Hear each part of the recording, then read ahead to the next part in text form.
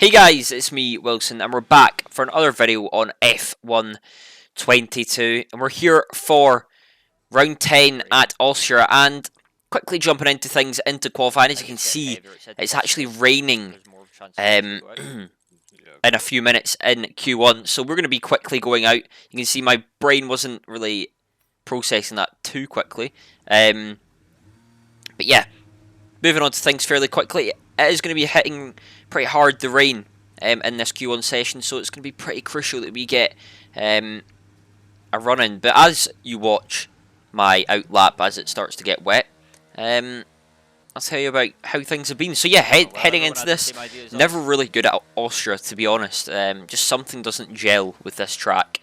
Never has, never will maybe. I used to be good here in the old games, but recently in the last 2-3 games I've just really not been able to just be quick. It's raining right now, so as you can see, it starts raining. I wasn't aware of the rain, but yeah, it's going to be an interesting one. If we can hopefully be fighting for a podium once again. I think we do have the pace to fight for a podium again, but it's just my consistency around this track and just my ability to hook up laps around here has never been great. So let's see what we can do. But yeah, back on to the action. You can see Q1, it is starting to rain. It's only going to get heavier. The track's only going to get worse. So the car in first right now is going to have the best track. He can just drive around and do a safe lap, get through easily. We're pretty far back in the train, so we're going to need a decent lap. And you can see everyone's squabbling for position as we nearly hit Thomas Ronhar in the rear end there. That was a little bit too close for comfort as someone pits. I can't remember if they got damaged or they thought intermediates were better. But you can see Nico Longi right behind us. He's going to be getting a lot of dirt air, so I don't know why he started that close. But you can see we also started fairly close to Barry, much closer than you would on a normal lap. And this is just because we want to get our laps in as quickly as we can. Again, it's going to be only getting worse. And you can see we don't really know what the track's like, but we're still braking late. 3 tenths off roughly in the first, a 2-3, maybe 2 tenths off in Q1.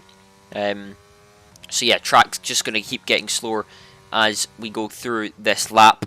And you can see it's just about taking risks. Barry uses that curb, we don't. And it's just these tiny little risks you need to take throughout your lap.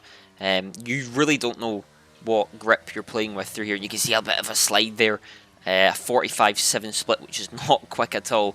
And again, just really pushing it as hard as you can without knowing these limits. Now coming up to the final 2 corners. Again, track's getting really bad. Just trying to keep it a little bit within the limit here, making sure we complete the lap down to 4th gear, up to 5th. And coming across the line, where are we going to put our car? And it's P10 for the time being. P11, P12. It's P13 now. Jake just pips us. And it looks like that is going to be it for us. And I don't think anyone will be able to beat us because the track is getting much wetter. And you can see Barry just ahead of us there, and he was just ahead of us in track. So that's pretty much it. Wherever you were on track really is where you were going to qualify. I don't know how many cars are ahead of us, but it was roughly 10 to 13 roughly. So yeah,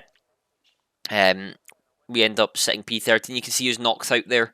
Yeah, the times were fairly far off. But now Q2, intermediate tyres. It's fully wet. It is going to be drying up. So these runs really don't mean much. This is more just to just drive, get a feel, see what the inters feel like. Just have a bit of fun really. You don't really need to do these runs at all other than getting a delta.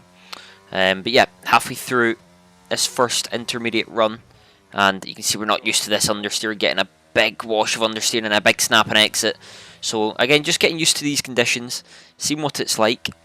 You often really need to adapt as quickly as you can.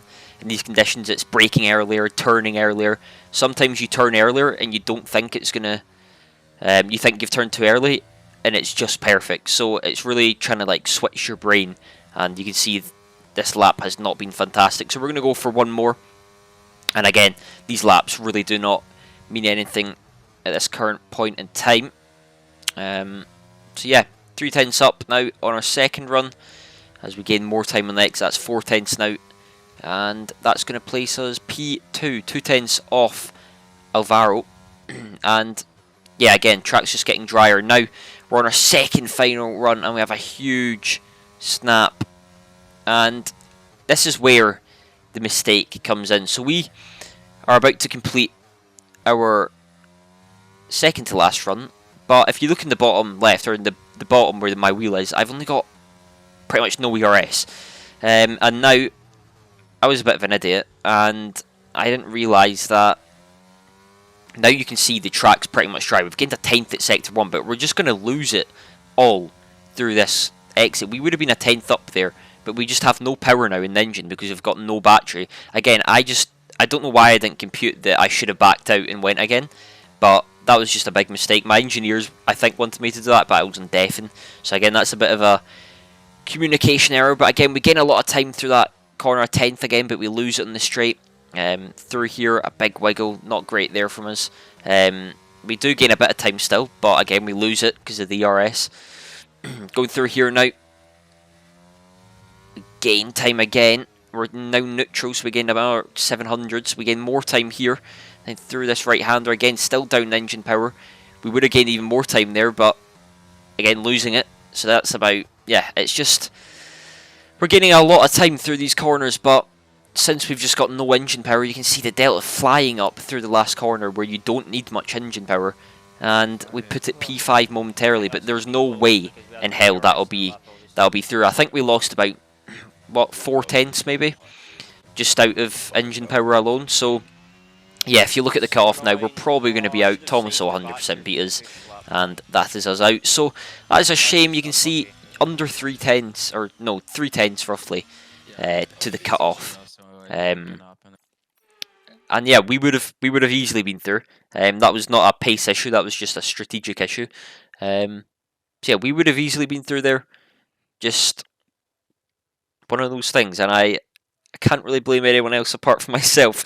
But yeah, it's good that it wasn't an issue on pace, it was more of just an issue on having no power. I felt like I was driving a tractor with that power. I think we lost 3 or 4/10s, but yeah, nevertheless, we're on to the race. We're starting P13, which is not ideal. This might be, I think this is my lowest starting position all season. So, definitely not the qualifying we wanted, or the team wanted. But nevertheless, we've got 4 red lights, 5 red lights. And away we go. Do we get a good start compared to the cars around us? It's fairly average. Usually their starts have been quite good this season, but it's fairly neutral. Going into turn 1, we brake very late. And it's just trying to jostle for position here. Not really much we can do on the RS side by side with Max. Can we get anything done? 2 F2 drivers around us. We're going to try and be aggressive going into turn 3, and I've got damage.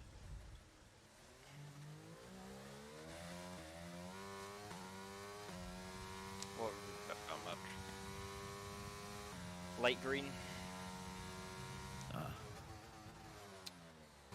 And as you can hear, we got light green damage. A bit of my own fault, a bit of other drivers' faults, but yeah, fairly annoying. We tried to be aggressive and it didn't pay off. It actually would have worked off better if we were more passive there. But yeah, I think it didn't help me going up the inside, but also other drivers who were being a bit stupid. Yeah, I mean, I won't change the wing. And as you can hear, we're discussing with our engineer there. We're not going to change the wing. It is light green, but you can see we're lap 9 now. And we're sticking with the pack fairly well.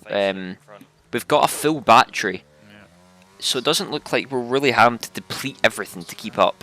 As you can see, I say ERS regen's quite good as well. So the race isn't going completely you know, down the drain. We're clearly showing good pace. Without this wing damage, I think we'd be making a lot of ground.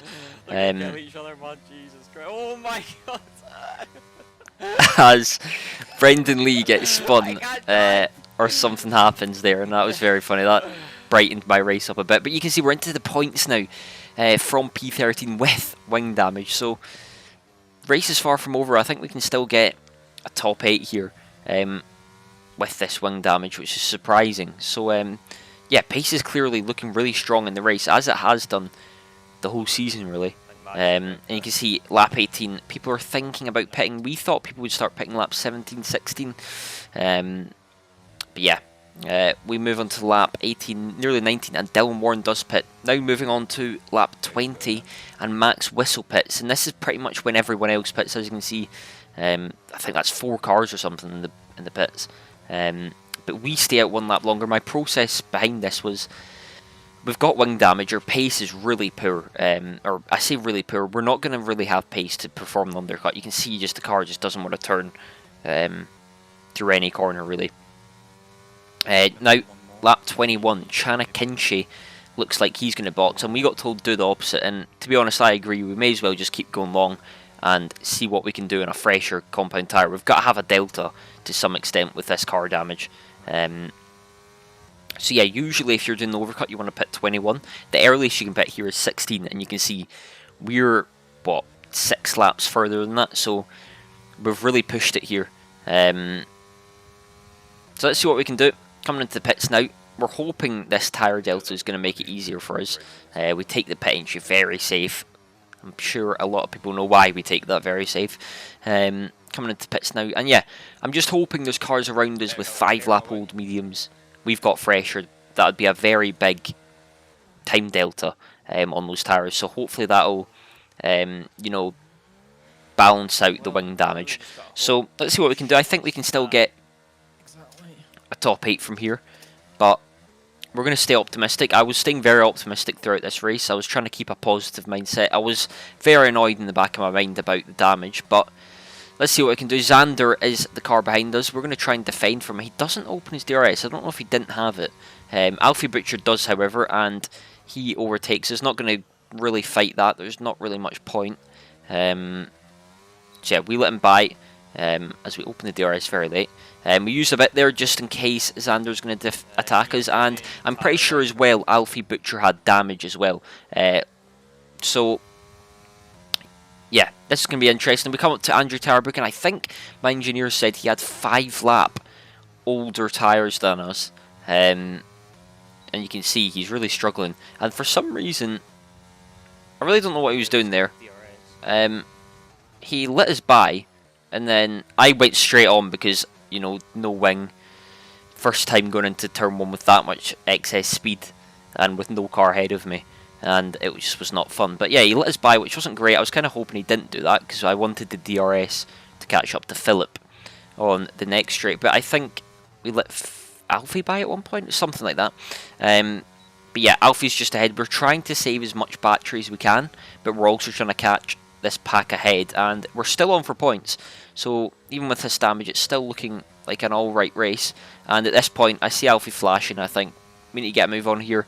Alfie looked like he was going to probably get into their DRS next lap, so we really had to make this move and make it fairly nicely. Alfie doesn't really defend, and now we're just going to push really hard, trying to catch into Philip's DRS. It should be fairly easily, even with this wing damage. Again, we've got a tyre delta, and he's right behind another car, as we have a huge snap there.